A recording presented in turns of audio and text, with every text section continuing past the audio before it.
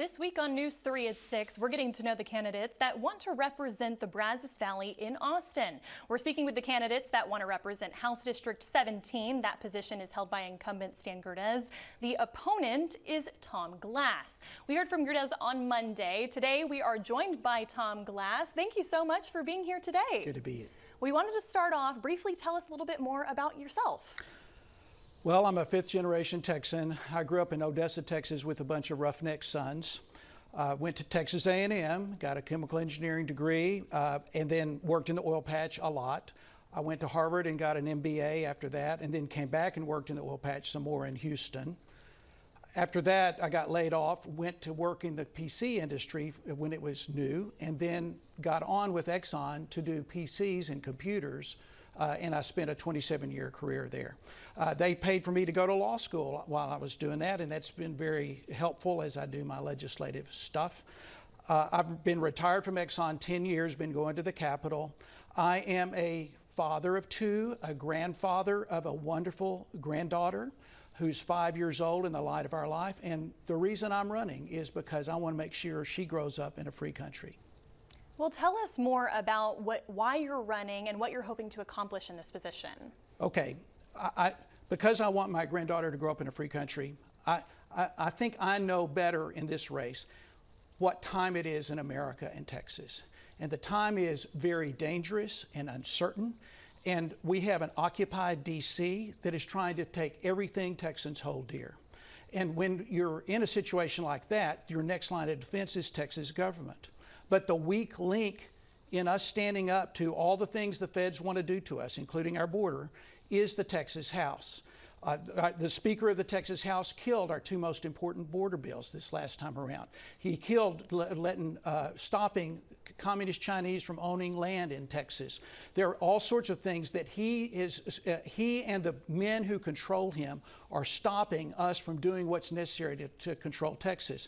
And I'm running so that we can change the culture of that House and get a new speaker and actually start delivering on defending Texans from all these threats that are headed our way. You mentioned the border. When you look at what's been done at the border, is there anything that you agree with that you hope to see continued, or what do you hope to see that's different? The thing I've been pushing for a long time, and certainly since Biden took office, I went down to the border and met with a bunch of sheriffs because of my law degree and my advocacy on the border. They were asking, what legal options do we have? And I've been making the position that Texans have the right to secure our border. It's a natural right and a constitutional right, and the feds don't get to second guess us, especially when they're deliberately violating federal law and the rights of Texans and to the benefit of the cartels. So I'm very happy that the governor has finally started articulating those principles that I've been advocating for a long time. I want him to do more. Doing it in one section of the border is great, but we need to expand it comprehensively so the people that are thinking about coming to America say, don't even try in Texas, we're going to have to go to some other state. Another large topic of conversation that we've seen recently is school vouchers. What's your take on that? I believe competition produces superior results. That has not been an issue much in our race because both candidates are on the same side. And from my talking to voters, very few think of this as the primary. Border is the one that they think about.